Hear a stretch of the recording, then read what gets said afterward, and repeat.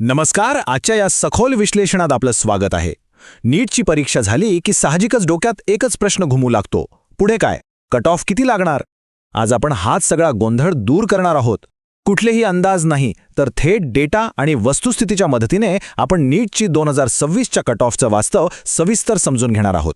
तर थेट मुद्द्यावर येऊया. हा आकडा बघा, 22.79 लाख. 3 मे 2026 रोजी झालेल्या वैद्यकीय प्रवेश परीक्षेला बसलेल्या विद्यार्थ्यांची ही विक्रमी संख्या आहे. विचार करा, 22 लाखांहून जास्त विद्यार्थी. हा आकडा स्पष्ट सांगतोय की यंदाची स्पर्धा किती अभूतपूर्व आणि अटीतटीची आहे. दरवर्षी हे आकडे वाढतायत आणि एका जागेसाठीची झुंज अधिकच तीव्र होत चालली आहे. आजच्या या सत्रात आपण नेमकं काय पाहणार आहोत? तर आधी आपण नीट 2026ची व्याप्ती समजून घेऊ. त्यानंतर पेपरच्या काठिण्य पातळीचं विश्लेषण करू. मग कट ऑफ ठरवणारे महत्त्वाचे घटक, अपेक्षित पात्रता गुण आणि शेवटी सर्वात महत्त्वाचं म्हणजे सरकारी MBBSसाठी लागणारे सुरक्षित गुण आपण पाहणार आहोत. सुरुवात करूया आपल्या पहिल्या टप्प्यापासून, नीट 2026ची व्याप्ती. आता हे थोडं गणिताच्या भाषेत समजून घेऊया. देशभरात MBBSच्या एकूण जागा आहेत जवळपास 1.29 लाख. पण त्यातल्या अत्यंत हव्याहव्याशा वाटणाऱ्या प्रतिष्ठित सरकारी जागा किती आहेत? फक्त 58,583. लक्षात येते, 22 लाखांपेक्षा जास्त विद्यार्थ्यांची फौज या मूठभर जागांसाठी लढतीये. ही आता फक्त एक प्रवेश परीक्षा राहिलेली नाहीये, तर ही एक महाकाय गाळणी प्रक्रिया बनलीये. चला दुसऱ्या टप्प्याकडे वळूया. परीक्षेची काठिण्य पातळी किंवा डिफिकल्टी लेव्हल याचा कट ऑफवर थेट कसा परिणाम होतो ते बघूया.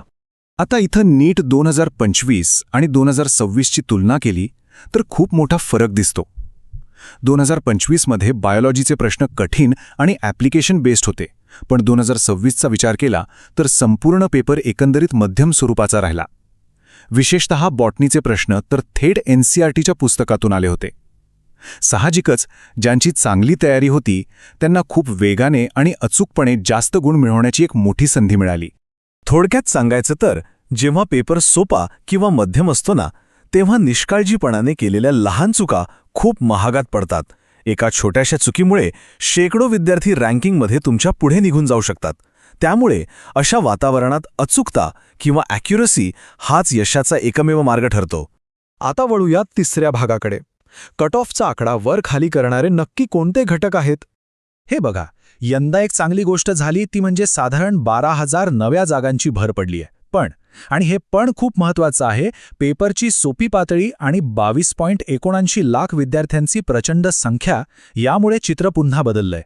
जागा वाढूनही विद्यार्थ्यांचा रेटा एवढा मोठा आहे की कट ऑफ वेगाने वर जाणार हे आता निश्चित मानलं जातंय. यालाच आपण रँक इन्फ्लेशन म्हणतो. म्हणजे मागच्या वर्षीच्या तुलनेत जास्त मार्क्स मिळवूनही तुमची रँक खाली येण्याची शक्यता वाढते. इथं एक अत्यंत महत्त्वाचा फरक आपण आधी क्लिअर करूया. पात्रता कट ऑफ म्हणजेच फक्त समुपदेशनासाठी किंवा काउन्सिलिंगसाठी पात्र होण्यासाठी लागणारे किमान गुण, आणि प्रवेश कट ऑफ म्हणजे प्रत्यक्षात कॉलेजमध्ये जागा मिळवण्यासाठी लागणारे अंतिम गुण.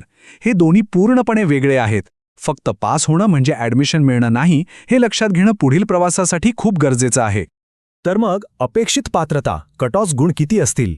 या चौथ्या टप्प्यात आपण हेच बघणार आहोत. हे आकडे खरंच विचार करायला लावणारे आहेत.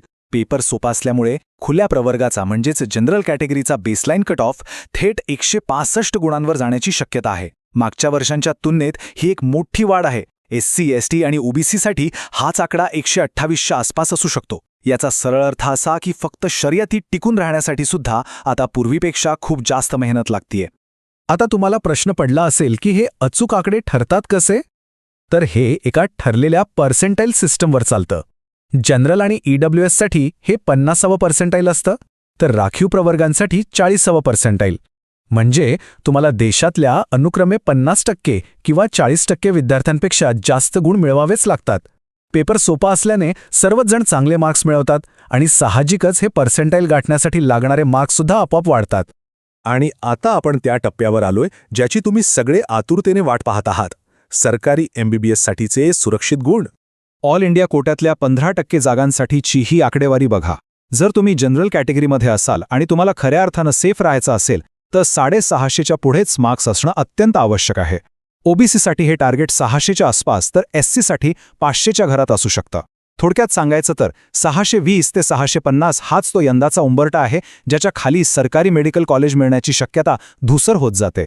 आणि जर तुमचं स्वप्न दिल्ली एम्स सारख्या सर्वोच्च आणि प्रतिष्ठित संस्थेत जाण्याचं असेल तर मग हे रणांगण आणखीनच खडतर होतं. तिथे पोहोचण्यासाठी तुम्हाला किमान 680 ते 700हून अधिक गुणांची गरज लागते. इथं पूर्ण देशातले सर्वात हुशार विद्यार्थी लढत असतात, जिथे एक मार्क सोन्यासारखा मौल्यवान ठरतो. पण थोडं थांबा, या ऑल इंडिया कोट्याच्या भयंकर स्पर्धेला एक पर्यायी मार्गही आहे. तो म्हणजे स्टेट कोटा किंवा राज्यस्तरीय प्रवेश प्रक्रिया. इथं तुम्हाला तुमच्या राज्याचा रहिवासी असल्याचा किंवा डॉमिसाईलचा खूप मोठा फायदा मिळतो आणि कट ऑफ थोडे आवाक्यात येतात. स्वतःच्या राज्याचा रहिवासी असण्याचा फायदा किती मोठा असू शकतो? उदाहरणच द्यायचं झालं तर पश्चिम बंगाल किंवा बिहारसारख्या राज्यांमध्ये 520 ते 550 गुणांवरही सरकारी जागा मिळण्याची शक्यता निर्माण होते. जी संधी ऑल इंडिया कोट्यातून मिळवणं जवळपास अशक्य असतं, तीच स्टेट कोट्यातून शक्य होऊ शकते. त्यामुळे या राज्यस्तरीय प्रक्रियेवर अत्यंत बारीक लक्ष ठेवणं खूप महत्त्वाचं आहे. पण हो, जाता जाता एक अत्यंत महत्त्वाचा आणि धोक्याचा इशारा लक्षात घ्यायलाच हवा. तो म्हणजे रँक इन्फ्लेशन. गेल्या वर्षीच्या तुलनेत अगदी 30 रँक मिळवण्यासाठी यावर्षी उमेदवारांना किमान 20 ते 30 मार्क जास्त लागतील. पेपर सोपा असल्याचा हा थेट परिणाम आहे. त्यामुळे केवळ मागच्या वर्षीच्या गुणांवर विसंबून राहणं यंदा खूप धोक्याचं ठरू शकतं. तर आता चित्र तुमच्या समोर अगदी स्पष्ट आहे. या सर्व डेटा आणि विश्लेषणाचा विचार केल्यावर एक अत्यंत महत्त्वाचा प्रश्न उभा राहतो.